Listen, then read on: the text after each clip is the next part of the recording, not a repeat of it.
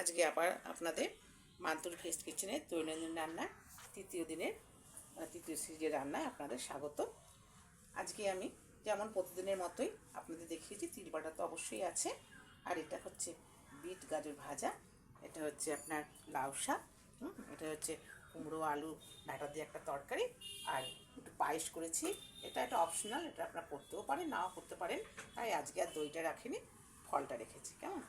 তো এই অনেকেই জানি না বিট ভাজা খান কি না, কিন্তু এত ভালো লাগে। একটু সামান্য সামান্য একটু শুকনো লঙ্কা ফোড়ন দিয়ে, একটু নুন চিনি দিয়ে এটা যদি ভালো করে ভাজে, মানে ভালো প্রথমে কিন্তু একটু আপনি সামান্য ভাপিয়ে নেবেন, নিয়ে তারপর যে করবেন, মানে এত সুন্দর খেতে লাগে। শুকনো ভাতে কিন্তু দারুণ মজাদার খেতে লাগে। তাহলে আপনি এটা অবশ্যই একদিন করতে পারেন। আর লাউ শাক তো আমরা করি, লাউ শাকের মধ্যে আমি সে আপনাকে বলছিলাম, সে মৌরির শাকটাও আমি এর মধ্যে দিয়েছি, আর একটু বড়ি ছড়িয়ে, যেমন আমরা করি দৈনন্দিন ব্যাপারে শাক, ঠিক একই একই পদ্ধতিতে আমি এটা করেছি। আপনারাও সেটা করতে পারেন। আমি শুধু আপনাদের এই নিরামিষ পথটা এভাবে ভেরিয়েশনটা দেখিয়ে দিচ্ছি, এই কারণে যে আপনাদের এক একদিন এক একটা জিনিস খেলে আপনার মুখও ছেড়ে যাবে, আর খাওয়াটাও খুব মানে লোভনীয় হয়ে উঠবে। এটাও আজকে আমি আর ডালের কোনো পদ রাখিনি। আজকে এটা আপনার যেমন কুমড়ো, আলু আর সজনেটা দিয়ে, আর আর সোয়াবিন আছে, কেমন, সোয়াবিন দিয়ে এই তরকারিটা করেছি।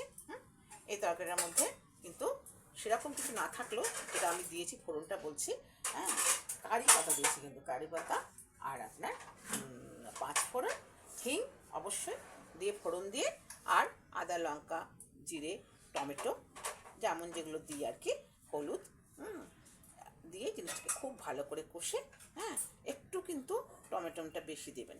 টমেটোটা একটু বেশি দিলে না খুব ভালো স্বাদটা হয়, বেশি মানে কিন্তু অতিরিক্ত না, আপনার যেমন জিনিস সেই অনুযায়ী দেবেন। হ্যাঁ, দিয়ে খুব ভালো করে কষিয়ে জিনিসটা করবেন। আর তারপরে একটু ঘি আর গরম মশলা তো অবশ্যই দেবেন। দিয়ে দেখুন, এই যে এই সাধারণ রান্না কিন্তু আপনার খেতে এত ভালো লাগবে যে আপনার সেই দিনটার যে খাবারটা আপনার একদম সম্পূর্ণ কমপ্লিট মনে হবে। হ্যাঁ, তো আমরা এইগুলো দেখানোর উদ্দেশ্য এটাই যে এক একটা ধরুন খাবার সবাই আমরা অনেক সময় খাই না, কিন্তু সেগুলো খেলে যে মুখের স্বাদ যেমন ফেরে, তাছাড়া শরীরে পুষ্টিরও তো ব্যাপার আছে। এইসব বিটটিটগুলো তো জানেনই যে রক্তাল্পতা দূর করে, এগুলো তো কোনো মানে এর কোনো কী বলবো, মানে বিকল্পই হয় না এসবে। কিন্তু আমরা অনেক সময় এগুলো খেতে চাই না, বাচ্চারাও খেতে চায় না, কিন্তু একটু যদি এইভাবে করে দেন, খাওয়া নিয়ে কথা কিন্তু, অথচ খেতেও ভালো লাগলো, আর আপনার আমাদের শরীরে অনেক কাজে লাগলো। আর আজকে আমি আর দইয়ের ব্যাপারটা রাখিনি, আজকে একটু ফলের ব্যাপার রেখেছি।